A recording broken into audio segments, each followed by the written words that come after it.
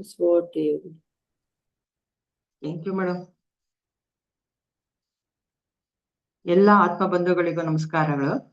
ನಮ್ಮೆಲ್ಲರ ಗುರುಗಳಾದಂತಹ ಬ್ರಹ್ಮಶ್ರೀ ಪಿತಾಮಹ ಸುಭಾಷ್ ಪತ್ರಿಜಿ ಮತ್ತು ಸ್ವರ್ಣಮಾಲಾ ಅಮ್ಮನವರಿಗೆ ನಮಸ್ಕರಿಸುತ್ತಾ ಈ ದಿನದ ಸತ್ಸಂಗನ ಪ್ರಾರಂಭ ಮಾಡ್ತಾ ಇದ್ದೀನಿ ಮಾಸ್ಟರ್ಸ್. ಹೆಚ್ಚು ಕಡಿಮೆ ಮಾಸ್ಟರ್ಸ್ ಈ ಒಂದು ವಾರದಿಂದನೂ ಆತ್ಮದ ಬಗ್ಗೆ ಕೇಳ್ಕೊಂತಾನೆ ಬಂದಿದ್ದೀರ.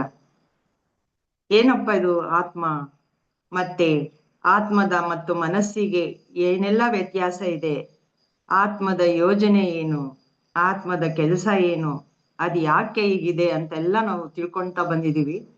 ಈಗ ಇವತ್ತಿನ ಕ್ಲಾಸಲ್ಲಿ ಏನೆಲ್ಲ ವಿಧವಾದಂತಹ ಆತ್ಮಗಳಿದಾವೆ ಅನ್ನೋದನ್ನ ತಿಳ್ಕೊಳ್ಳೋಣ ಮಾಸ್ಟರ್ಸ್. ಅದಕ್ಕೂ ಮುಂಚೆ ನಾವು ಈಗ ಭೂಮಿ ಮೇಲೆ ಇದೀವಿ, ನಮ್ಮ ಸುತ್ತಮುತ್ತ ಎಲ್ಲಾ ತರದ ಜನಗಳನ್ನ ನಾವು ನೋಡ್ತಾ ಇದ್ದೀವಿ. ಅವಾಗ ಅನ್ಸುತ್ತೆ ಏನಪ್ಪಾ ಅಂದ್ರೆ ಆ ಜನಗಳನ್ನ ನೋಡಿದಾಗ ಕೆಲವರು ಜಗಳ ಮಾಡೋರು, ಬೈಯೋರು, ಮನೆಯಲ್ಲೂ ಸಹ ಮನೆ ಮತ್ತೆ ಸುತ್ತಮುತ್ತ ವಾತಾವರಣ ಬೈಯೋರು ಇರ್ತಾರೆ, ಒಡೆದಾಡೋರು ಇರ್ತಾರೆ, ಕೊಲೆ ಮಾಡೋರ್ನ ನೋಡ್ತಾ ಇರ್ತೀವಿ, ಮತ್ತೆ ಅತ್ಯಾಚಾರ ಮಾಡೋರ್ನೆಲ್ಲಾ ನೋಡ್ತಾ ಇರ್ತೀವಿ. ಅವಾಗ ಅನ್ಸುತ್ತೆ ಏನಪ್ಪಾ ಈ ತರ ಎಲ್ಲ ಇದಾರೆ ಜನಗಳು, ಏನಂತ ಸೃಷ್ಟಿ ಮಾಡಿ ಹಾಕಿದ್ದೇನೆ ಈ ದೇವ್ರು ಅನ್ನೋದೆಲ್ಲ ನಮ್ಗೆ ಧ್ಯಾನಕ್ ಬರೋಕ್ಕಿಂತ ಮುಂಚೆ ಅನಿಸ್ತಾ ಇತ್ತು. ಆದ್ರೆ ಈಗ ಗೊತ್ತಾಗ್ತಾ ಇದೆ ಇದು ಎಲ್ಲ ಆತ್ಮದ ವಿಚಾರ ಅಂತ. ಆ ಆತ್ಮ ಯಾವ ರೀತಿ ಇರುತ್ತೆ, ಅದು ಯಾವ ರೀತಿ ಅದರದ್ದು ವಿಕಾಸ ಆಗಿರುತ್ತೆ ಅನ್ನೋದ್ರ ಮೇಲೆ ಅವರ ಸೃಷ್ಟಿ ಆಗಿರುತ್ತೆ ಇಲ್ಲಿ ಭೂಮಿ ಮೇಲೆ ಅಂತ ನಮ್ಗೆ ಗೊತ್ತಾಗ್ತಾ ಬರುತ್ತೆ ಮಾಸ್ಟರ್ಸ್. ಈಗ ಅದನ್ನೇ ಪತ್ರಿಜಿ ಅವ್ರು ಹೇಳ್ತಾರೆ, ಈ ತರ ವಿಚಿತ್ರವಾದಂತಹ ಜನಗಳನ್ನ ನಾವು ನೋಡೋದಕ್ಕೆ ಕಾರಣ ಏನು ಅಂತಂದ್ರೆ ಆತ್ಮದ ವಿಧಗಳು ಅಂತ ಹೇಳ್ತಾ ಇದ್ದಾರೆ. ಅವು ಎಷ್ಟರ ಮಟ್ಟಿಗೆ ವಿಕಾಸ ಆಗಿದೆ ಅನ್ನೋದ್ರ ಮೇಲೆ ಆ ಭೂಮಿಯ ಮೇಲೆ ನಾವು ಪಾತ್ರನ ಮಾಡ್ತಾ ಇರ್ತೀವಿ ಮಾಸ್ಟರ್ಸ್. ಇಲ್ಲಿ ನಮ್ಗೆ ಯಾಕೆ ಈ ತರ ಎಲ್ಲ ಆಗ್ತಾ ಇದೆ ಅಂತ ಪತ್ರಿಜಿ ಅವರು ಹೇಳಿದ್ ಗೊತ್ತಾಯ್ತು. ಆಮೇಲೆ ಎಷ್ಟು ವಿಧಗಳಿದಾವೆ ಹಾಗಾದ್ರೆ ಈ ಆತ್ಮಗಳಲ್ಲಿ ಅಂತ ಹೇಳಿದ್ದಾರೆ. ಅವು ಯಾವ್ಯಾವ ಅಂತ ಒಂದೊಂದನ್ನೇ ನೋಡ್ಕೊಂಡು ಹೋಗೋಣ ಮಾಸ್ಟರ್ಸ್. ಈಗ ಆತ್ಮಗಳಲ್ಲಿ 5 ವಿಧಗಳನ್ನ ವಿಂಗಡಿಸ್ತಾರೆ ಪತ್ರಿಜಿ ಅವರು. ಅದರಲ್ಲಿ ಮೊದಲನೆಯದು ಮೂರ್ಖಾತ್ಮ ಅಂತ ಹೇಳ್ತಾರೆ. ಇಲ್ಲಿ ಹೆಸರೇ ಹೇಳುತ್ತೆ ಮಾಸ್ಟರ್ಸ್, ಮೂರ್ಖರು ಅಂದ್ರೆ ಹೇಗಿರ್ತಾರೆ ಅಂತ. ಇವರು ತಮ್ಮ ಇಡೀ ಜೀವನದ ಸಮಯನ ಬರೀ ಹರಟೆ ಹೊಡೆಯೋದ್ರಲ್ಲಿ ಮತ್ತೆ ವ್ಯರ್ಥವಾದ ಮಾತುಗಳಲ್ಲೇ ಕಳ್ಕೊಂತ ಹೋಗ್ತಾ ಇರ್ತಾರೆ ಅಂತ ಹೇಳ್ತಾರೆ. ಬೆಳಿಗ್ಗೆಯಿಂದ ರಾತ್ರಿವರೆಗೂ ಒಂಥರ ಅನ್ಎಜುಕೇಟೆಡ್ ಅನಕ್ಷರಸ್ಥರಂತೆ ವರ್ತಿಸ್ತಾರೆ. ಮತ್ತೆ ಬರೀ ತಿನ್ನೋದು, ಕುಡಿಯೋದು, ಮಲಗೋದು ಅಷ್ಟೇ ಜೀವನದ ಗುರಿಯಾಗಿಟ್ಕೊಂಡಿರ್ತಾರೆ ಅಂತ ಹೇಳ್ತಾರೆ. ಅಂತಹ ಆತ್ಮಗಳನ್ನ ಏನಂತಾರೆ, ಮೂರ್ಖಾತ್ಮ ಅಂತ ಕರೀತಾ ಇದ್ದಾರೆ ಇಲ್ಲಿ. ಅಂದ್ರೆ ಇಲ್ಲಿ ಅವರು ಹೆಂಗಿರ್ತಾರೆ ಅಂದ್ರೆ ಅವ್ರು ಯಾವ ರೀತಿ, ಅದಕ್ಕೊಂದು ಉದಾಹರಣೆ ಕೊಡ್ತಾರೆ ಮೂರ್ಖಾತ್ಮಕ್ಕೆ. ನಮ್ಮ ಕುಂಭಕರ್ಣನ್ನ ಉದಾಹರಣೆಗೆ ಕೊಡ್ತಾ ಇದ್ದಾರೆ ಮಾಸ್ಟರ್. ಈ ರಾವಣನ ತಮ್ಮ ಕುಂಭಕರ್ಣ 6 ತಿಂಗಳು ಮಲ್ಕೊಳ್ಳೋದು, 6 ತಿಂಗಳು ಎದ್ರೆ ಬರೀ ತಿನ್ನೋದು ಕುಡಿಯೋದು ಇದ್ರಲ್ಲೇ ಇರ್ತಾನೆ ಅಂತ ಹೇಳ್ತಾರೆ ಪುರಾಣಗಳಲ್ಲಿ ನಮಗೆ. ಆ ರೀತಿಯ ಒಬ್ಬ ಯಾರು ಮೂರ್ಖಾತ್ಮನಿಗೆ ಉದಾಹರಣೆ ಅಂದ್ರೆ ಕುಂಭಕರ್ಣ. ಇಲ್ಲಿ ಕೆಲವರು ಮನೆಗಳಲ್ಲೂ ಅಷ್ಟೇ ಇರ್ತಾರೆ, ಬರೀ ತಿನ್ನೋದು ಕುಡಿಯೋದು ಮಲಗೋದು ನಿದ್ದೆ ಮಾಡೋದು, ಬರೀ ನಿದ್ದೆ ಮಾಡೋದು. ಈ ತರ ಇರುವಂತವ್ರನ್ನ ಏನಂತ ಕರಿಬಹುದು ನಾವು, ಮೂರ್ಖಾತ್ಮಗಳು ಅಂತ ಕರಿಬಹುದು ಅಂತ ಹೇಳ್ತಾರೆ. ಮತ್ತೆ ಎರಡನೇದು ದುಷ್ಟಾತ್ಮ ಅಂತ ಕರೀತಾರೆ.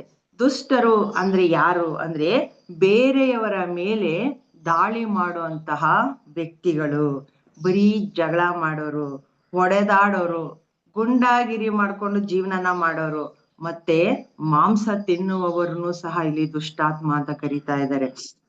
ಇತರರಿಗೆ ತೊಂದರೆ ಕೊಡೋದೇ ಇವರ ಜೀವನದ ಗುರಿ ಆಗ್ಬಿಟ್ಟಿರ್ತತೆ. ಮತ್ತೆ ಪ್ರಾಣಿಗಳನ್ನು ಕತ್ತರಿಸಿ ತಿನ್ನುವವರು, ಯಾರೆಲ್ಲ ಜೀವ ಹಿಂಸೆ ಮಾಡ್ತಾರೋ ಇಂತಹ ಆತ್ಮಗಳನ್ನ ದುಷ್ಟಾತ್ಮ ಅಂತ ಕರೀತಾ ಇದ್ದಾರೆ ಮಾಸ್ಟರ್ಸ್. ಇದಕ್ಕೆ ಉದಾಹರಣೆ ರಾವಣಾಸುರನ್ನ ಕೊಡ್ತಾರೆ. ಅವನಿಗೂ ಅಷ್ಟೇ, ಎಷ್ಟೇ ಅವನು ರಾಜ ಆಗಿದ್ರೂ ಸಹ ಬೇರೆಯವರ ಮೇಲೆ ದಾಳಿ ಮಾಡೋದೇ ಅವನ ಜೀವನದ ಉದ್ದೇಶ ಆಗ್ಬಿಟ್ಟಿರುತ್ತೆ. ಅದೇ ರೀತಿ ನಮ್ಮ ಈಗಿನ ಸಮಾಜಕ್ಕೆ ಬಂದಾಗ ನಾವು ಅಡಾಲ್ಫ್ ಹಿಟ್ಲರ್ನ ನೋಡ್ಬೋದು. ಅದೇ ತರ ಜೋಸೆಫ್ ಸ್ಟಾಲಿನ್ ಸಹ, ಇವರು ಅಷ್ಟೇ ಮಾಸ್ಟರ್ಸ್, ಬರೀ ಗುಂಡಾಗಿರಿ ಮಾಡ್ಕೊಂಡು ತಮ್ಮ ರಾಜ್ಯನ ವಿಸ್ತರಿಸ್ಬೇಕು, ತಾನೇ ಒಬ್ಬ ರಾಜನ ತರ ಮೆರಿಬೇಕು ಅಂತಾನೆ ಅವರೆಲ್ಲ ಮಾಡ್ಕೊಂಡು ಬಂದಿದ್ದು. ಯಾರನ್ನು ಅವರು ಕರುಣೆಯಿಂದ ನೋಡ್ತಾನೆ ಇರ್ಲಿಲ್ಲ. ಒಡಿ ಬಡಿ ಕೊಡಿ ಅಷ್ಟೇ ಅವರದ್ದು ಜೀವನದ ಉದ್ದೇಶ ಆಗಿತ್ತು. ಅದಕ್ಕೆ ಪತ್ರಿಜಿ ಅವರು ಹೇಳ್ತಾರೆ, ಈ ದುಷ್ಟಾಂಶದ ಸಾರಾಂಶ ಹೇಗಿರುತ್ತೆ ಅಂದ್ರೆ, ಇವರು ಕೇವಲ ತಮ್ಮ ಸ್ವಾರ್ಥ ಮತ್ತು ಖಜಾನೆಯನ್ನು ತುಂಬಿಸಿಕೊಳ್ಳಲು ಇತರರಿಗೆ ಹಿಂಸೆ ಕೊಡುತ್ತಾರೆ ಅಂತ ಹೇಳ್ತಾರೆ. ಅವ್ರ ಉದ್ದೇಶನೇ ಅಷ್ಟೇ.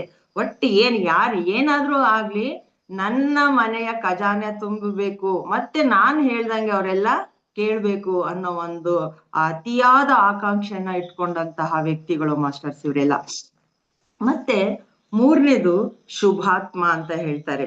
ಇವರು ಧರ್ಮದ ಮಾರ್ಗದಲ್ಲಿ ನಡೆಯುವವರು ಅಂತ ಕರೀತಾರೆ ಈ ಶುಭಾತ್ಮಗಳನ್ನ. ಅಂದ್ರೆ ಯಾವ ರೀತಿ ನಡೀತಾರಪ್ಪ ಅಂದ್ರೆ, ಅವರು 4 ರೊಟ್ಟಿನ ಸಂಪಾದನೆ ಮಾಡಿದ್ರೆ 2 ರೊಟ್ಟಿನ ತಮ್ಗಿಟ್ಕೊಂಡು 2 ರೊಟ್ಟಿನ ಬೇರೆಯವರಿಗೆ ದಾನ ಮಾಡ್ಬಿಡ್ತಾರಂತೆ ಮಾಸ್ಟರ್ಸ್. ಅಂದ್ರೆ ನಮಗೆ ಸ್ವಲ್ಪ ಇಟ್ಕೊಳ್ಳೋದು, ಮತ್ತೆ ಇನ್ನೊಬ್ರಿಗೆ ಹಸ್ದಿದ್ದಾರೆ ಅಂತ ಅಂದ್ರೆ ತಕ್ಷಣನೇ ತಮ್ಮಲ್ಲಿದ್ದದನ್ನ ಕೊಡೋ ಅಂತಹ ವ್ಯಕ್ತಿತ್ವನ ಹೊಂದಿರ್ತಾರೆ. ಇಂತಹ ಆತ್ಮಗಳಿಗೆ ಶುಭಾತ್ಮ ಅಂತ ಕರೀತಾರೆ ಮಾಸ್ಟರ್ಸ್. ಇದಕ್ಕೆ ಉದಾಹರಣೆ ಕೊಡ್ತಾರೆ. ವಿಭೀಷಣ, ರಾವಣನ ತಮ್ಮನ್ನ ವಿಭೀಷಣನ ಇಲ್ಲಿ ಉದಾಹರಣೆಯಾಗಿ ಕೊಡ್ತಾ ಇದ್ದಾರೆ. ಇಲ್ಲಿ ರಾವಣ ರಾಕ್ಷಸ, ವಿಭೀಷಣನು ರಾಕ್ಷಸ ವಂಶದವನು. ಆದ್ರೆ ಎಷ್ಟು ವ್ಯತ್ಯಾಸ ನೋಡಿ ಮಾಸ್ಟರ್ಸ್ ಅಣ್ಣ ತಮ್ಮಂದಿರಲ್ಲಿ. ಅಂದ್ರೆ ಆ ತಮ್ಮನ ಆತ್ಮದ ವಿಕಾಸ ಆ ರಾವಣನಿಗಿಂತ ಮುಂದೆ ಇತ್ತು ಅನ್ನೋದ್ರಿಂದ ನಮ್ಗೆ ಗೊತ್ತಾಗುತ್ತೆ. ಅದಕ್ಕೆ ಅವರು ಇವನೊಬ್ಬ ಶುಭಾತ್ಮ ಆ ರಾಕ್ಷಸ ವಂಶದಲ್ಲಿ ಇದ್ರೂ ಸಹ ಆ ರಾಕ್ಷಸ ಗುಣನ ಹೊಂದಿರೋದಿಲ್ಲ ಅಂತ ಹೇಳ್ತಾರೆ. ಅವನ್ಗೆ ಆ ರಾಕ್ಷಸ ಆಗಿದ್ರೆ ಹೇಗಿರ್ಬೇಕಾಗಿತ್ತು? ಆ ರಾವಣನ ತರನೇ ಹೊಡೀರಿ ಬಡೀರಿ, ಆಮೇಲೆ ಎಲ್ಲ ಅವ್ನ ಮಾತು ಕೇಳಲಿಲ್ಲ ಅಂದಕ್ಕೆ ಚೆನ್ನಾಗಿ ಹೊಡಿಯೋದು ಇಲ್ಲ ಸಾಯಿಸೋದು, ಈ ತರ ಮಾಡುವಂತಹ ಲಕ್ಷಣ ಇದ್ದಂತಹ ರಾವಣನಿಗೆ ಇಂತಹ ಒಂದೊಬ್ಬ ತಮ್ಮನು ಹುಟ್ಟಿರ್ತಾನೆ. ಅಂದ್ರೆ ಅವನ ಆತ್ಮದ ಯಾವ ರೀತಿ ಇರುತ್ತೆ ಅಂದ್ರೆ ತುಂಬಾ ವಿಕಾಸದ ಹಂತದಲ್ಲಿ ಮುಂದೆ ಇರುತ್ತೆ ಅವಂದು ಅಂತ ಹೇಳ್ತಾರೆ. ಮತ್ತೆ 4ನೇ ಆತ್ಮ ಯಾವ ರೀತಿ ಇದೆಯಪ್ಪ ಅಂದ್ರೆ ಮಹಾತ್ಮ ಅಂತ ಕರೀತಾರೆ ಮಾಸ್ಟರ್ಸ್. ಇದು ನಮ್ಮ ಶುಭಾತ್ಮಗಿಂತ ಮುಂದುವರೆದಂತಹ ಆತ್ಮ. ಇಲ್ಲಿ ಶುಭಾತ್ಮ 4 ರೊಟ್ಟಿನಲ್ಲಿ 2 ರೊಟ್ಟಿ ನನಗೆ ಅಂತ ಇಲ್ಲಿ ಇಟ್ಕೊಂಡ್ರೆ, ಈ ಮಹಾತ್ಮ 4 ರೊಟ್ಟಿಗಳನ್ನು ತಾನು ಸಂಪಾದಿಸಿದಂತಹ 4 ರೊಟ್ಟಿಗಳನ್ನು ಸಹ ಇನ್ನೊಬ್ರಿಗೆ ಕೊಟ್ಬಿಟ್ಟು ಬೇಕಾದ್ರೆ ತಾನು ಉಪವಾಸ ಇರುವಂತಹ ವ್ಯಕ್ತಿತ್ವ ಹೊಂದಿರುವಂತ ವ್ಯಕ್ತಿಗಳು ಮಾಸ್ಟರ್ಸ್ ಇವರು. ಇಂಥವ್ರು ಈಗ ಹೆಂಗೆ ಅಂದ್ರೆ ಅವ್ರಿಗೆ ಏನು ಬೇಡ, ಬೇರೆಯವ್ರು ಹಸ್ದಿದ್ದಾರೆ ಅಂದ್ರೆ ಸಾಕು ತಮ್ಮ ಕೈಯಲ್ಲಿ ಇದ್ದದನ್ನ ಕೊಟ್ಟು ಬರುವಂತಹ ವ್ಯಕ್ತಿಗಳು. ಅದಕ್ಕೆ ಅವ್ರನ್ನ ಮಹಾತ್ಮರು ಅಂತ ಕರೀತಾರೆ. ಇದಕ್ಕೆ ಎಕ್ಸಾಂಪಲ್ ಯಾರನ್ನ ಕೊಡ್ಬೋದು ಅಂದ್ರೆ ನೀವೇ ಎಲ್ರು ಹೇಳ್ಬೋದು ಮಾಸ್ಟರ್ಸ್, ನಮ್ಮ ಮಹಾತ್ಮ ಗಾಂಧೀಜಿ ಅಂತ. ಅಂದ್ರೆ ಅವ್ರು ಯಾರೇ ಹಸ್ದಿದ್ರು ಸಹ ಅವರು ಕೊಟ್ಟು ಬರುವಂತವ್ರು ಅನ್ನೋದನ್ನ ಇಲ್ಲಿ ನಮ್ಮ ಪತ್ರಿಜಿ ಅವರು ಹೇಳ್ತಾರೆ. ಇವರು ಸಾಮಾಜಿಕ ಮತ್ತು ರಾಜಕೀಯ ಕ್ಷೇತ್ರಗಳಲ್ಲಿ ಲೋಕ ಕಲ್ಯಾಣಕ್ಕಾಗಿ ತಮ್ಮ ಜೀವನವನ್ನೇ ಸವಿಸ್ಬಿಟ್ರು ಅಂತ ಹೇಳ್ತಾರೆ. ರಾಜಕೀಯ ಮತ್ತು ಸಾಮಾಜಿಕ, ಇವರು ರಾಜಕೀಯವಾಗಿ ಏನೇ ಒಂದು ಆಡಳಿತ ನಡೆಸ್ದಲೇ ಇದ್ರೂ ಸಹ ಸಾಮಾಜಿಕವಾಗಿ ನಮ್ಮ ಭಾರತದ ಸ್ವತಂತ್ರಕ್ಕೋಸ್ಕರ ಇವರು ಹೋರಾಡಿದ್ರು, ತಮ್ಮ ಜೀವನನೇ ಸವಿಸಿದ್ರು. ಮತ್ತೆ ಹಸಿದವ್ರನ್ನ ಇವರು ಕಣ್ಣಲ್ಲಿ ನೋಡ್ತಾ ಇರ್ಲಿಲ್ಲ ಅನ್ನೋದನ್ನ ಇಲ್ಲಿ ಹೇಳ್ತಾ ಇದ್ದಾರೆ ಮಾಸ್ಟರ್ಸ್. ಮಹಾತ್ಮರಿಗೆ ಉದಾಹರಣೆ ನಮ್ಗೆ ಏನ್ ಕೊಡ್ತಾ ಇದ್ದಾರೆ ಅಂದ್ರೆ ಮಹಾತ್ಮ ಗಾಂಧೀಜಿಯವ್ರನ್ನೇ ಉದಾಹರಣೆಯಾಗಿ ಕೊಡ್ತಾ ಇದ್ದಾರೆ. ಮತ್ತೆ ಕೊನೆಯದಾಗಿ 5ನೇದು ಪರಮಾತ್ಮ ಅಂತ ಹೇಳ್ತಾ ಇದ್ದಾರೆ ಮಾಸ್ಟರ್ಸ್. ಇದು ಆತ್ಮದ ಅತ್ಯುನ್ನತ ಸ್ಥಿತಿ. ಯಾರು ಸ್ವಯಂ ಆಧ್ಯಾತ್ಮಿಕ ಜ್ಞಾನವನ್ನು ಪಡೆದು ಇತರರನ್ನು ಆಧ್ಯಾತ್ಮಿಕದ ಹಾದಿಯಲ್ಲಿ ನಡೆಸಲು ದಿನದ 24 ಗಂಟೆನೂ ನಿರಂತರವಾಗಿ ಶ್ರಮಿಸ್ತಾರೋ ಅವರೇ ಪರಮಾತ್ಮಗಳು ಅಂತ ಇಲ್ಲಿ ಪತ್ರಿಜಿ ಅವ್ರು ಕರೀತಾ ಇದ್ದಾರೆ ಮಾಸ್ಟರ್ಸ್. ಅಂದ್ರೆ ನಮ್ಮನ್ನು ನಾವು ಉದ್ಧಾರ ಮಾಡ್ಕೊಳ್ಳೋದ್ರ ಜೊತೆಗೆ ಬೇರೆಯವರನ್ನು ಆಧ್ಯಾತ್ಮಿಕದ ಸ್ಥಿತಿಗೆ ತಗೊಂಡ್ಬಂದು ತಮ್ಮ ಜೀವಿತಾವಧಿಯಲ್ಲಿ ಕಂಪ್ಲೀಟ್ ಆಗಿ 24 ಗಂಟೆನೂ ಸಹ ಇದಕ್ಕೋಸ್ಕರನೇ ಹೋರಾಡ್ತಾ ಇರುವಂತಹ ಆತ್ಮಗಳಿಗೆ ಏನಂತ ಕರೀತಾರೆ? ಪರಮಾತ್ಮ ಅಂತ ಕರೀತಾರೆ. ಅದಕ್ಕೆ ಉದಾಹರಣೆ ಗೌತಮ ಬುದ್ಧ, ಕಬೀರ್ ದಾಸ್, ಯೇಸು, ವೇದವ್ಯಾಸರನ್ನೆಲ್ಲ ಕೊಡ್ತಾ ಇದ್ದಾರೆ ಮಾಸ್ಟರ್ಸ್ ಪತ್ರಿಜಿ ಅವರು ಉದಾಹರಣೆ. ಇವರು ಆಧ್ಯಾತ್ಮಿಕ ಕ್ಷೇತ್ರದ ಮೂಲಕ ಜಗತ್ತಿಗೆ ಮುಕ್ತಿಯ ಮಾರ್ಗವನ್ನು ತೋರಿಸಿದ್ದಾರೆ ಎಂದು ಪತ್ರಿಜಿಯವರು ಹೇಳ್ತಾ ಇದ್ದಾರೆ ಇಲ್ಲಿ. ಅಂದ್ರೆ ಇವರು 4 ಜನರು ಅಂದ್ರೆ ಇನ್ನೂ ತುಂಬಾ ಜನಗಳು ಇದ್ದಾರೆ, ಆದ್ರೆ 4 ಜನರನ್ನ ಎತ್ತಿ ನಮ್ಗೆ ತೋರಿಸ್ತಾ ಇದ್ದಾರೆ ಪತ್ರಿಜಿಯವರು. ಇಲ್ಲಿ ನಾವು ನನಗನ್ಸಿದ್ದು ಪತ್ರಿಜಿಯವರನ್ನು ಸಹ ನಾವು ಪರಮಾತ್ಮ ಅಂತ ಹೇಳ್ಬೋದಲ್ವಾ ಮಾಸ್ಟರ್ಸ್? ಯಾಕಂದ್ರೆ ಅವರೂ ಸಹ ತಮ್ಮ ಜೀವನವನ್ನು ಕಂಪ್ಲೀಟ್ ಆಗಿ ಈ ಆಧ್ಯಾತ್ಮಿಕ ಸೇವೆಗೆನೆ ಮುಡುಪಾಗಿಟ್ರು ಅಂದ್ರೆ ತಪ್ಪಾಗೋದಿಲ್ಲ. ಎಲ್ಲಾ ಜೀವಿಗಳಿಗೂ ಧ್ಯಾನ ಕಲಿಸ್ಬೇಕು, ಧ್ಯಾನ ಜಗತ್ ಮಾಡ್ಬೇಕು, ಪಿರಮಿಡ್ ಜಗತ್ ಮಾಡ್ಬೇಕು ಅಂತಾನೆ ತಮ್ಮ ಜೀವಿತಾವಧಿಯನ್ನು, ಯಾವುದೇ ಸಂಸಾರದ ಅವ್ರಿಗೆ ಆ ಕಡೆ ಲಕ್ಷ್ಯನೇ ಇಲ್ಲ ಅವರಿಗೆ, ಸಂಸಾರನ ಬಿಟ್ಟು ಹೊರಗಡೆ ಬಂದು ಆಧ್ಯಾತ್ಮಿಕ ಸೇವೆನ ಸಲ್ಲಿಸಿ ಎಲ್ಲಾ ಈಗ ಇಲ್ಲಿ ಕೂತಿರೋ ಅಂತವ್ರು ಎಲ್ಲಾ ನಮ್ಮ ಮಾಸ್ಟರ್ಸ್ಗಳು ಸಹ ಅವರಿಂದನೇ ಬಂದಿರೋರು. ಅವರ ಆಧ್ಯಾತ್ಮಿಕ ಸೇವೆ, ಅವರು ಹೊರಗಡೆ ಬಂದು ಭೂಮಿ ಮೇಲೆ ಬಂದ ನಂತರ ಅವರು ಆಧ್ಯಾತ್ಮಿಕತೆ ಬಗ್ಗೆ ತಿಳ್ಕೊಂಡು ಆಮೇಲೆ ಅದನ್ನ ಹಂಚ್ಬೇಕು, ಬೇರೆಯವ್ರು ಇದನ್ನ ಈ ಸಿಹಿನ ಪಡಿಬೇಕು ಅಂತ ಅವರು ಜೀವನದಲ್ಲಿ ತಮ್ಮ ಎಲ್ಲಾ ಆಸೆ ತ್ಯಾಗಗಳನ್ನ ಮಾಡಿ ಹೊರಗಡೆ ಬಂದಿದ್ದಕ್ಕೆ ಇವತ್ತು ನಾವು ಇಲ್ಲಿ ಕೂತ್ಕೊಂಡು ಧ್ಯಾನ ಮಾಡೋದಾಯ್ತು, ಈ ಸತ್ಸಂಗ ಮಾಡೋದಾಯ್ತು, ಈ ಝೂಮ್ ಕ್ಲಾಸ್ಗಳನ್ನ ನಡೆಸಿ ಆಧ್ಯಾತ್ಮಿಕದ ಕಡೆಗೆ ನಮ್ಮಂತ ಎಲ್ಲಾ ಸಾಮಾನ್ಯ ಆತ್ಮಗಳು ಎಲ್ಲಾ ಆಧ್ಯಾತ್ಮಿಕದ ಕಡೆಗೆ ನೀವು ಪರಮಾತ್ಮನ ಆಗಬಹುದು ಅನ್ನೋ ಒಂದು ಹಂಬಲ ಇಟ್ಕೊಂಡು ಅವರು ಅವತ್ತು ಮಾಡಿದಂತಹ ಅವರ ಪರಿಶ್ರಮ ಇವತ್ತು ಫಲ ನೀಡ್ತಾ ಇದೆ ಅನ್ನೋದಕ್ಕೆ ಅದಕ್ಕೋಸ್ಕರನೇ ನಾನು ನಮ್ಮ ಪತ್ರಿಜಿಯವರನ್ನು ಸಹ ನಾನು ಪರಮಾತ್ಮ ಅಂತ ಕರೆದಿದ್ದು ಮಾಸ್ಟರ್ಸ್. ನೆಕ್ಸ್ಟ್ ಪತ್ರಿಜಿ ಹೇಳ್ತಾ ಇದ್ದಾರೆ, ನಾವೆಲ್ಲರೂ ಈ ಜನ್ಮದಲ್ಲಿ ಅಥವಾ ಮುಂದಿನ ಜನ್ಮದಲ್ಲಾದರೂ ಪರಮಾತ್ಮನಾಗ್ಬೇಕು ಅಂತ ಹೇಳ್ತಾ ಇದ್ದಾರೆ ಮಾಸ್ಟರ್ಸ್. ಅಂದ್ರೆ ಈ ಜನ್ಮದಲ್ಲಿ ಆಗ್ಲಿಲ್ಲ ಅಂದ್ರೂ ಮುಂದಿನ ಜನ್ಮದಲ್ಲಿ ಮತ್ತೆ ನಾವು ಇದನ್ನ ಬಿಡಬಾರ್ದು ಅನ್ನೋ ಒಂದು ಉದ್ದೇಶ. ಆದ್ರೆ ಅವರ ಉದ್ದೇಶ ಏನಾಗಿತ್ತು ಅಂದ್ರೆ ಮುಂದಿನ ಜನ್ಮ ಬೇಡ, ಈ ಜನ್ಮದಲ್ಲೇ ನೀವು ಪರಮಾತ್ಮನಾಗ್ಲೇಬೇಕು ಅಂತ ಅವರು ಕಂಡೀಷನ್ ಆಗಿ ನಮ್ಗೆ ಹೇಳ್ತಾ ಇದ್ದಾರೆ. ಪರಮಾತ್ಮನಾಗುವುದು ಬಹಳ ಸುಲಭದ ಕೆಲಸ, ಇದು ಸುಲಭವಿರುವುದರಿಂದ ಪರಮಾತ್ಮನಾಗುವುದು ಸುಲಭ. ನಿಮ್ಮ ಒಳಗಡೆ ದೃಷ್ಟಿ ಇರಬೇಕು, ಪರಮಾತ್ಮನಾಗಬೇಕೆಂಬ ಹಠವಿರಬೇಕು. ಈಗ ನನಗೆ ಹೇಳಿ, ಯಾರ ಬಳಿ ಪರಮಾತ್ಮನಾಗಲು ಶಕ್ತಿ ಇಲ್ಲ ಎಂದು ಎಲ್ಲರ ಬಳಿಯೂ ಇದೆಯಲ್ಲವೇ ಅಂತ ಕೇಳ್ತಾ ಇದ್ದಾರೆ. ಇದನ್ನ ಯಾಕೆ ಕೇಳ್ತಾ ಇದ್ದಾರೆ ಅಂದ್ರೆ ಈಗ ನನಗೆ ಹೇಳಿ, ಯಾರ ಬಳಿ ಪರಮಾತ್ಮನಾಗಲು ಶಕ್ತಿ ಇಲ್ಲ ಎಂದು ಅಂತ ಕೇಳ್ತಾ ಇದ್ದಾರೆ. ಇದನ್ನ ಮಾಡ್ತಾ ಇರೋದು ಗುಜರಾತಿನ ಪೋರ್ಬಂದರ್ನಲ್ಲಿ ಇವರು ಒಂದು ಕ್ಲಾಸ್ ಅನ್ನ ಕೊಡ್ತಾ ಇದ್ದಾರೆ ಮಾಸ್ಟರ್ಸ್. ಅಲ್ಲಿ ಕೇಳ್ತಾ ಇರೋದು ಆ ಆಡಿಯನ್ಸ್ ನ ಉದ್ದೇಶಿಸಿ ಕೇಳ್ತಾ ಇದ್ದಾರೆ ಪತ್ರಿಜಿಯವರು, ಹೇಳ್ರಿ ಇವಾಗ ನಿಮ್ಗೆ ಯಾರಿಗೆ ಆಗೋದಿಲ್ಲ ಪರಮಾತ್ಮನಾಗೋದಿಕ್ಕೆ, ನಿಮ್ಗೆ ಶಕ್ತಿ ಇಲ್ವಾ ಅಂತ ಅವ್ರನ್ನೆಲ್ಲರನ್ನೂ ಅವರು ಪತ್ರಿಜಿಯವರು ಕೇಳ್ತಾ ಇದ್ದಾರೆ. ಪರಮಾತ್ಮನಾಗುವುದು ಕಷ್ಟದ ಕೆಲಸವಾಗಿದ್ದರೆ ಕಬೀರರು, ಆ ಶಿವ, ಸಂತ ಜ್ಞಾನೇಶ್ವರರು ಪರಮಾತ್ಮನಾಗುತ್ತಿರಲಿಲ್ಲ ಅಂತ ಕೇಳ್ತಾ ಇದ್ದಾರೆ ಮಾಸ್ಟರ್ಸ್ ನಮಗೆ. ಅಂದ್ರೆ ಅಷ್ಟು ಕಷ್ಟ ಅಂತ ಆಗಿದ್ರೆ ಅವರೆಲ್ಲ ಹೇಗಾದ್ರು? ಅವರು ನಮ್ಮ ತರ ಮನುಷ್ಯರಾಗಿದ್ದರು ತಾನೇ. ಕಬೀರರಾಯ್ತು, ಜ್ಞಾನೇಶ್ವರರಾದ್ರು, ಯಾರಲ್ಲಿ ಇವರೆಲ್ಲ ಗೌತಮ ಬುದ್ಧ, ಇವರೆಲ್ಲ ಹೆಂಗೆ ಪರಮಾತ್ಮನಾದ್ರು? ಅದೇನಷ್ಟು ಕಷ್ಟ ಇಲ್ಲ ಅಂತ ಪತ್ರಿಜಿಯವರು ನಮ್ಗೆ ಹೇಳ್ತಾ ಇದ್ದಾರೆ. ಯಾಕೆ ಕಷ್ಟ ಇಲ್ಲ ಅಂದ್ರೆ ನಿಮ್ಗೆ ಇರ್ಬೇಕು, ನಾನು ಪರಮಾತ್ಮನಾಗ್ಬೇಕು ಅನ್ನೋ ಒಂದು ಹಠ, ಮತ್ತೆ ಎಲ್ಲ ದೃಷ್ಟಿ ಇರ್ಬೇಕು. ಫಸ್ಟ್ ದೃಷ್ಟಿ ಇರ್ಬೇಕು, ನಾನು ಪರಮಾತ್ಮನಾಗ್ಬೇಕು ಅಂತ. ಅದನ್ನ ಸಾಧಿಸುವಂತ ಹಠ ನಿಮಗೆ ಇರ್ಬೇಕು, ಅವಾಗ ನೀವು ಸಹ ಪರಮಾತ್ಮನಾಗ್ತೀರಾ. ಅವರೆಲ್ಲ ಆಗಿದ್ದಾರೆ ಅಂದ್ರೆ ನಿಮಗೂ ಆಗೋದಿಕ್ಕೆ ಸಾಧ್ಯ ಇದೆ ಅಂತ ಹೇಳ್ತಾ ಇದ್ದಾರೆ. ಮತ್ತೆ ಉದಾಹರಣೆ ಕೊಡ್ತಾ ಇದ್ದಾರೆ, ಲತಾ ಮಂಗೇಶ್ಕರ್ ಒಬ್ರದ್ದು ಉದಾಹರಣೆ ತಗೊಂತಾ ಇದ್ದಾರೆ. ಹೇಳ್ತಾ ಇದ್ದಾರೆ ಪತ್ರಿಜಿ, ಲತಾ ಮಂಗೇಶ್ಕರ್ ಅವರಂತಹ ಕಂಠ ಯಾರ ಬಳಿ ಇಲ್ಲ ಅಂತ ಕೇಳ್ತಾ ಇದ್ದಾರೆ ನಮಗೆ. ಅಂದ್ರೆ ನಾವೇನ್ ಅನ್ಕೊಂಡ್ತೀವಿ, ಅಯ್ಯೋ ಲತಾ ಮಂಗೇಶ್ಕರ್ಗೆ ಎಂತ ವಾಯ್ಸ್ ಇದೆಯಪ್ಪ, ಅವ್ರ ತರ ನಮ್ಗೆ ಆಡಕ್ ಆಗೋದಿಲ್ಲ ಅಂತ ನಾವ್ ಅನ್ಕೊಂತೀವಿ. ಆದ್ರೆ ಪತ್ರಿಜಿ ಅವರು ಹೇಳ್ತಾರೆ, ಎಲ್ಲರ ಬಳಿಯೂ ಇದೆ ಆ ರೀತಿಯ ಕಂಠ ಅಂತ ಹೇಳ್ತಾರೆ. ಅದನ್ನು ನಾವು ಉಪಯೋಗ ಮಾಡ್ಕೊಂತಾ ಇಲ್ಲ ಅಂತ. ನಾವು ಸುಲಭವಾಗಿ ಹೇಳ್ತೀವಾರ, ಯಾರನ್ನ ಹಿನ್ನೆಲೆ ಗಾಯಕರು, ಲತಾ ಮಂಗೇಶ್ಕರ್ ಒಬ್ರೇ ಅಂತಲ್ಲ, SP ಬಾಲಸುಬ್ರಹ್ಮಣ್ಯಂ ಅವ್ರನ್ನೆಲ್ಲಾರನ್ನೂ ನೋಡಿದಾಗ ಅನ್ಸುತ್ತೆ ಅವ್ರಿಗೆ ದೇವ್ರೇ ಕೊಟ್ಬಿಟ್ಟಿದಾನಪ್ಪ ಕಂಠ ಸಿರಿನ ಅಂತ ಹೇಳ್ತೀವಿ. ಆದ್ರೆ ಅವರು ಬಾಲ್ಯದಿಂದನೂ ಅದನ್ನ ತಿದ್ದುಕೊಂಡು ಬಂದಿರ್ತಾರೆ ಆ ಕಂಠನ. ಅದಕ್ಕೋಸ್ಕರ ಅವರಿಗೆ ಆ ಒಂದು ಸ್ವರ ಬಂದಿರುತ್ತೆ. ಆ ಸಂಗೀತದ ಇಂಪಾದ ಸಂಗೀತ ಯಾಕಾಗಿರುತ್ತೆ ಅಂದ್ರೆ ಅವರ ದೃಷ್ಟಿ ಆಗಿರುತ್ತೆ. ನಾನು ಸಂಗೀತಗಾರನಾಗ್ಲೇಬೇಕು ಅನ್ನೋ ಹಠ ಇರುತ್ತೆ. ಅದಕ್ಕೆ ಅವರು ಸಾಧನೆ ಮಾಡ್ತಾರೆ. ಅದನ್ನ ನಾವು ಅವ್ರನ್ನ ಬರೀ ಹೇಳ್ಕೊಂಡು ಕೂತ್ಕೋತೀವಿ. ನಮ್ಮಲ್ಲಿ ಆ ದೃಷ್ಟಿ ಮತ್ತು ಹಠ ಮತ್ತು ಸಾಧನೆ ಇರ್ಲೇಬೇಕು. ಅವಾಗ ಮಾತ್ರ ನೀನು ಲತಾ ಮಂಗೇಶ್ಕರ್ ಆಗೋದಿಕ್ಕೆ ಸಾಧ್ಯ ಅಂತ ಹೇಳ್ತಾ ಇದ್ದಾರೆ.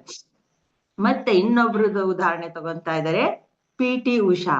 ಪಿ ಟಿ ಉಷಾ, ಅಯ್ಯೋ ಜಿಂಕೆ ಮರಿಯಪ್ಪ, ಅವಳು ಹೆಂಗ ಓಡ್ತಾಳೆ ಅಂದ್ರೆ ಗೋಲ್ಡ್ ಮೆಡಲ್ ತಗೊಂಡ್ಲು ಅಂತ ನಾವು ಹೇಳ್ತೀವಿ. ಬರೀ ಪಿ ಟಿ ಉಷಾ ಅಂದೇ ಹೇಳ್ತೀರಾ, ಆದ್ರೆ ನೀವು ಪಿ ಟಿ ಉಷಾ ಆಗ್ಲಿಕ್ಕೆ ಆಗೋದಿಲ್ವಾ? ನಿಮ್ಗೂ ಇರ್ಬೇಕು. ನಿಮ್ಮಲ್ಲೂ ಆ ಶಕ್ತಿ ಇದೆ, ಆ ಓಡುವಂತಹ ಆ ಶಕ್ತಿ ಇದೆ.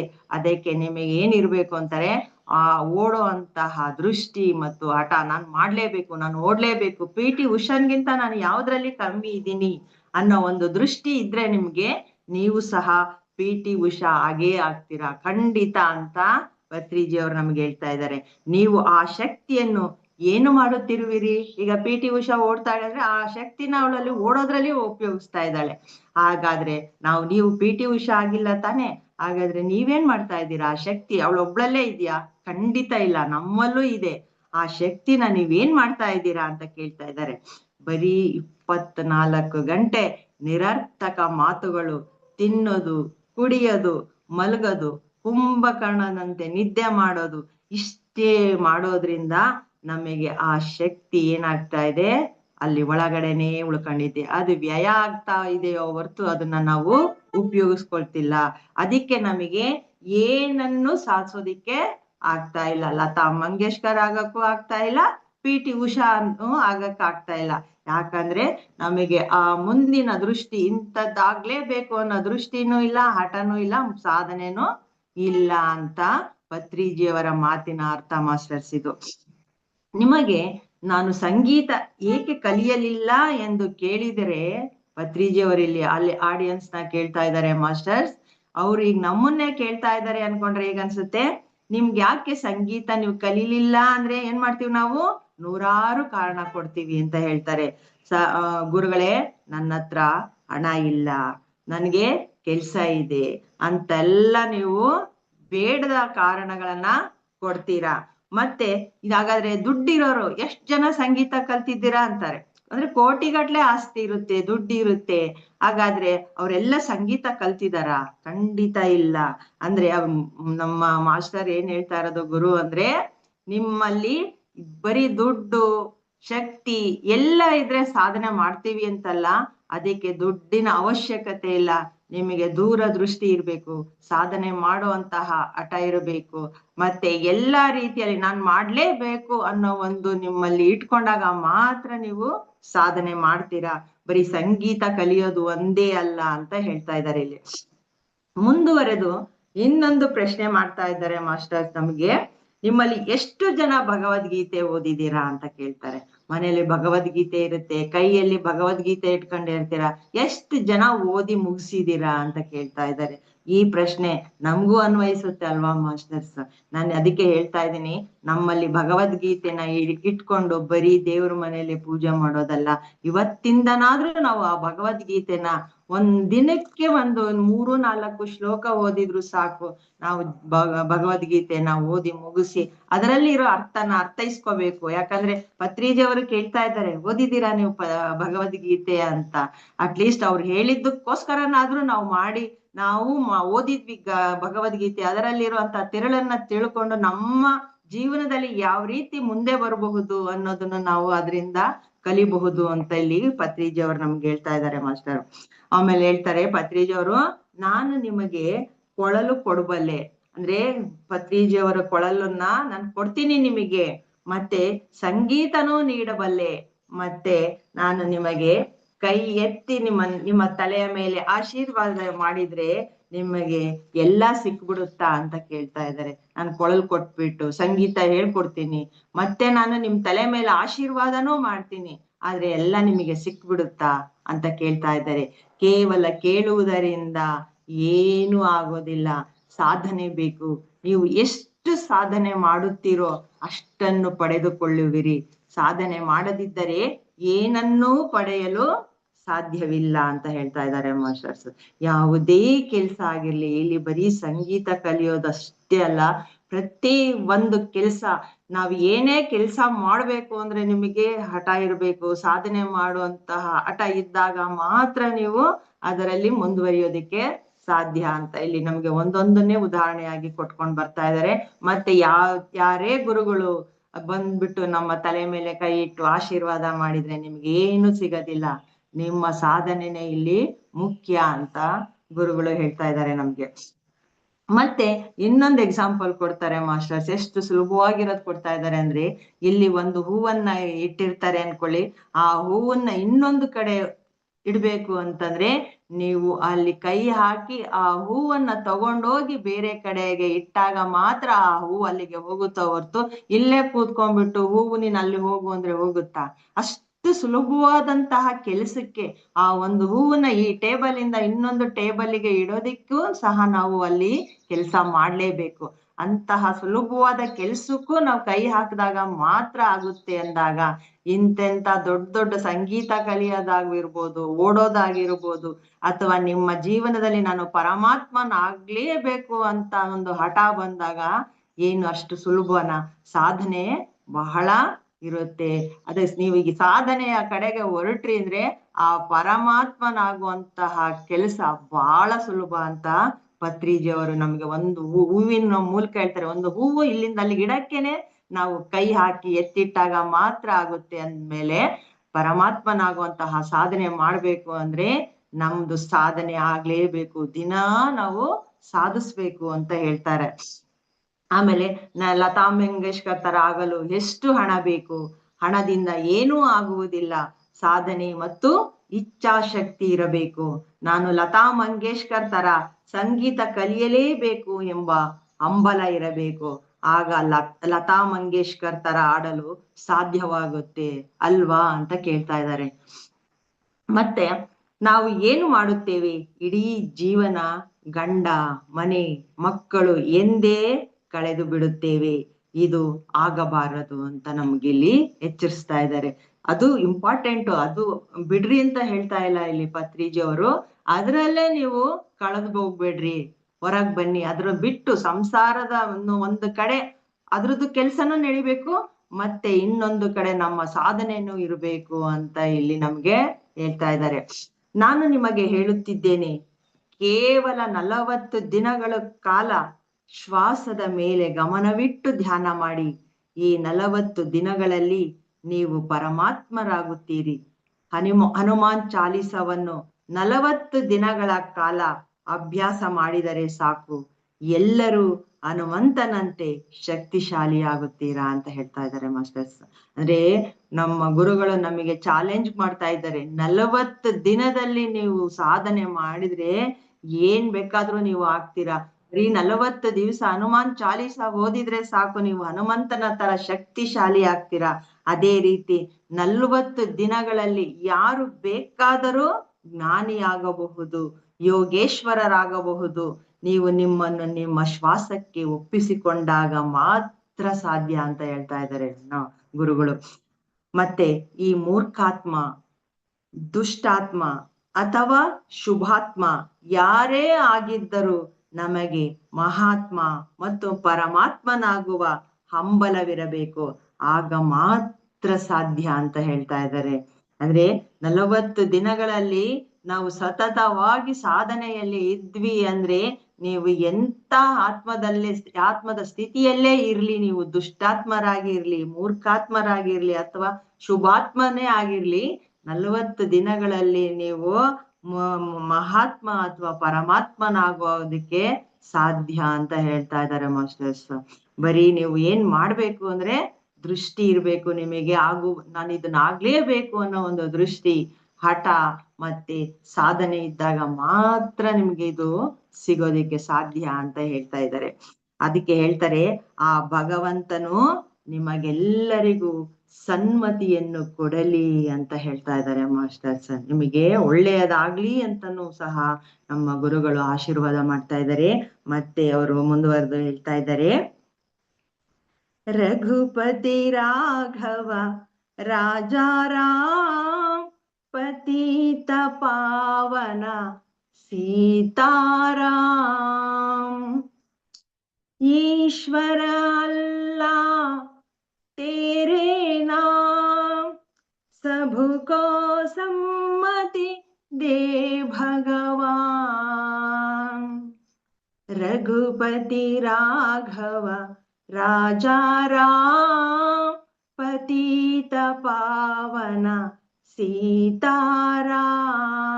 ईश्वर अल्लाह तेरे नाम, सबको सम्मति दे भगवान।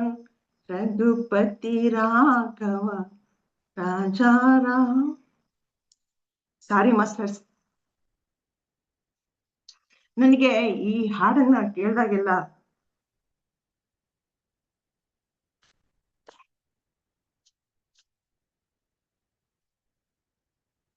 ಅಥವಾ ಹಾಡ್ಬೇಕಾದ್ರೂ ಸಹ 2022ರಲ್ಲಿ ಪತ್ರಿಜಿಯವ್ರ ದೇಹ ತ್ಯಾಗ ಮಾಡಿದಾಗ ಈ ಹಾಡನ್ನ ರಿಪೀಟೆಡ್ ಆಗಿ ಹಾಡ್ತಾ ಇದ್ರು.